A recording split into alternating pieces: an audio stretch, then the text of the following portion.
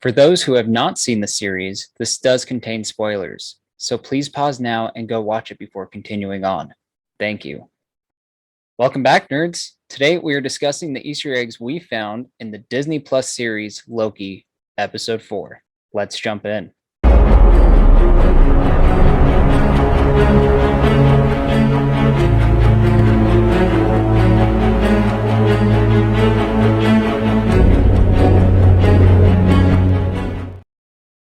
Starting off with number 1, as a young Sylvie, played by Kaylee Fleming, who you might know from The Walking Dead and The Force Awakens. As she plays with her toys, fans might start having flashbacks of their own, with the scene nodding toward Thor Ragnarok. One of the figures she plays with is a Valkyrie, which is more likely to represent the battle force rather than the main character Valkyrie. It's possible their fate was different in Sylvie's timeline, and the Valkyrie remained protectors of Asgard, rather than being killed by Hela.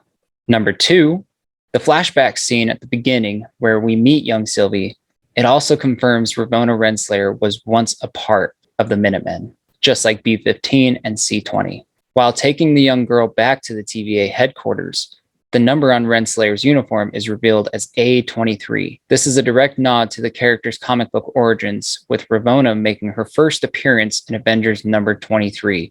Number 3, after Loki and Sylvie are rescued from the apocalypse on Lamentus 1, they are taken straight into custody. Loki finds himself in a memory prison, replaying one of Loki's worst moments on a loop. Jamie Alexander returns as Lady Sif. She appeared in the first 2 Thor movies, as well as ABC's Agents of S.H.I.E.L.D. series, and now making another appearance specifically to kick Loki in the groin over and over.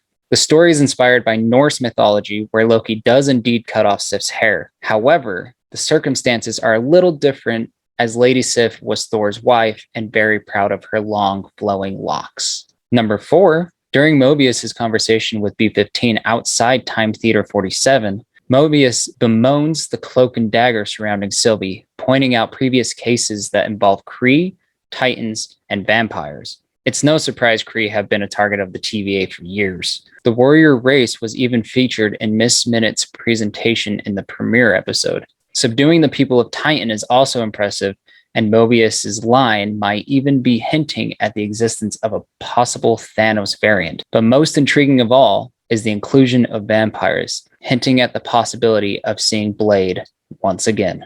Number 5, Loki and Sylvie engage in a fight against Renslayer and her TVA goons.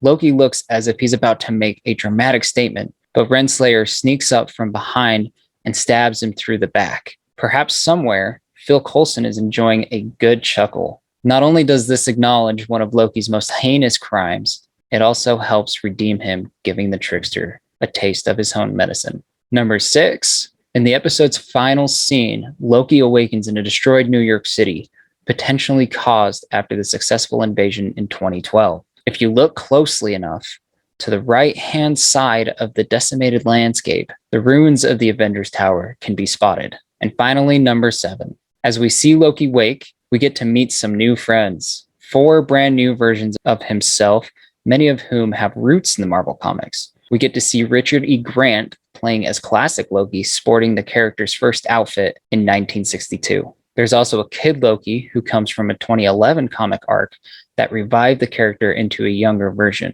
Alongside these 2, we get introduced to Boastful Loki and Crocodile Loki.